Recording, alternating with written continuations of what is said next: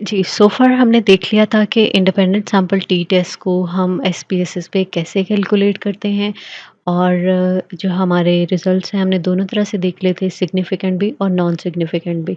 So now अब हम देखेंगे फर्दर कि हम इसका टेबल कैसे बनाएँगे, एपीए के अकॉर्डिंग हम इसके इंटरप्रिटेशन कैसे करेंगे एंड मोस्ट इम्पोर्टेंटली हम इसमें इफ़ेक्ट साइज़ को कैसे कैलकुलेट करेंगे, यानी कि कोहेंस डी को कैसे मेज़र करेंगे। सो उसके लिए आपने सिंपल क्या करना है कि आपने गूगल पर लिखना है कोहेंसिटी कैलकुलेटर, जो कि आपको ईज़िली अवेलेबल है। अगर एसपीएसएस का कोई लेटेस्ट वर्ज़न आपके पास है तो उसमें आपको ऑटोमैटिकली कोहेंसिटी कैलकुलेट करके दे देगा। सो आपने कोहेंसिटी को कैलकुलेट कैसे करना है कि आपने ग्रुप 1 का मीन लिखना है, यानी कि अगर आपका ग्रुप 1 लेट्स से हम कहते हैं कि ये हमारे पास हमारा डेटा था, ग्रुप 1 हमारे पास यहाँ पर फीमेल है और फीमेल का मीन है 20.38। सो आई जस्ट एडेड 20.38 और उसके बाद स्टैंडर्ड डेविएशन 5.22, 5.22 और सैंपल साइज़ इसका कितना है, यहाँ पर हमारे पास 61 फीमेल थी हमारे डेटा में। देन ग्रुप 2 हमारे पास मेल है और मेल में हमारे पास उसका मीन है 20.11। सो 20.11 आपने यहाँ पर एंटर किया और उसके बाद इसकी स्टैंडर्ड डेविएशन आप देख सकते हैं 6.01 है। सो 6.01 यहाँ पर आपने किया और सैंपल साइज़ हमारे पास कितना है 57।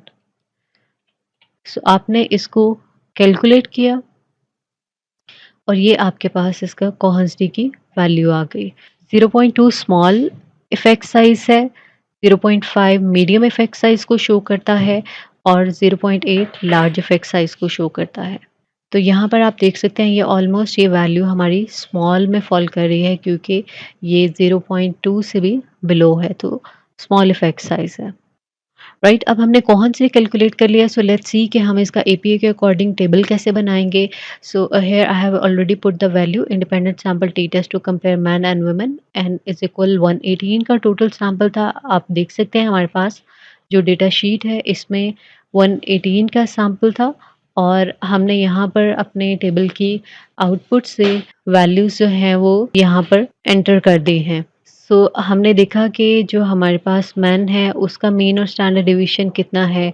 इसके बाद हमारे पास जो वुमेन है उनका मीन और स्टैंडर्ड डिवीजन, यहाँ पर हमने उनका सैंपल साइज़ मेंशन कर दिया और टी की वैल्यू हमने यहाँ से ले ली थी 0.26 हमारे पास थी। सिग्निफिकेंट टू टेल के लिए पी की सिंबल यूज़ करते हैं। लोअर लिमिट मेंशन की, देन अपर लिमिट हमने मेंशन कर दी और कोहेंस डी की वैल्यू जो हमने यहाँ पर कैलकुलेट की है इट्स 0.04। सो 0.04 आप यहाँ पर एंटर कर देंगे। सो रिपोर्टिंग आप कैसे करेंगे कि an independent sample t test was done to explore gender differences in fear of कोविड-19 में हमने देखे थे और अभी जो ये रिपोर्टिंग हमने की है ये नॉन सिग्निफिकेंट रिजल्ट्स की है। So you can say that there was no significant differences in the score of man and women. So man का mean and standard deviation भी रिपोर्ट कर दिया।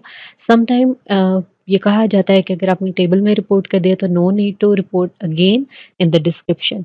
और इसके बाद आपने टी डिग्री ऑफ फ्रीडम की वैल्यू यहाँ पर हमारे पास अवेलेबल है, इट्स 116।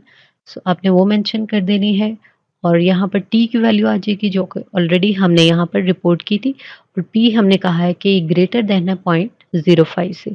इट्स मीन के रिजल्ट्स हमारे सिग्निफिकेंट नहीं थे। So this was all about independent sample t test. तो फर्दर हम इसकी बाकी टाइप्स को डिस्कस करेंगे।